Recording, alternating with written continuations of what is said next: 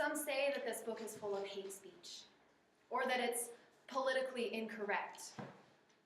Maybe it was relevant in the time when it was written, but certainly today, the political realm, the social realm, we live in a different world, and this book is going to turn people off to Adventism.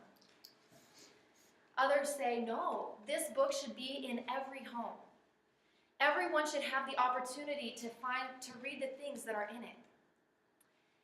It's a very controversial book, and in some countries, secular authorities have even banned it. This book is The Great Controversy. Now, it was written by Ellen White, who was a founder of our Adventist faith. And this is actually several editions along. This is the 1911 edition, published by the Review and Herald Publishing Association. And it's historical and religious in nature. Now, I personally highly recommend reading this book. I've read through it twice, and I'm on my third time right now. And here's the reason why. We live in an age of information, where you can find anything you want at the click of a button. Pay a little money and you'll make sure it's actually reliable. But even though we have all this information, even though the Bible is so easily accessible, we as Christians have forgotten where we've come from and where we're going. We've lost sight of the great truths that the Bible holds. And there's never been more confusion about what's going to happen in the last days. There have never been more theories than there are today. This book gives a biblical perspective on what we can expect to happen in the days before Jesus comes back.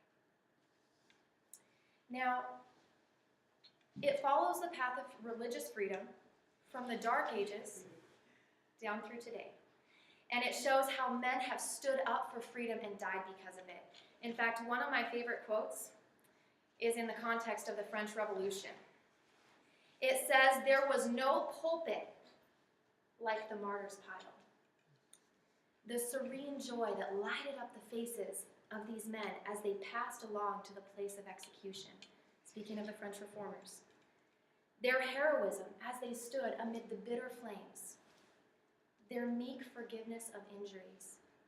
Transformed in instances not a few, anger into pity, and hate into love, and pleaded with resistless eloquence in behalf of the gospel. Now, we as Adventists know that persecution is not limited to the Dark Ages. There's coming a time in the not-too-distant future when those who stand for the truth will once again be put to the sword, the scaffold. And this book will help us to prepare for that time, to know how we can be prepared to stand strong. The other quote that I absolutely love is found on page 93. It says, "None but those who have fortified the mind with the great truths of the Bible will stand through the last great conflict. To every soul will come the searching test. Will I obey God rather than man?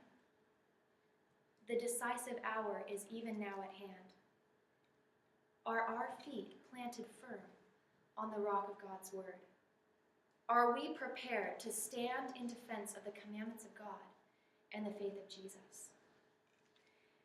This book will help us know how we can stand firm in those last days.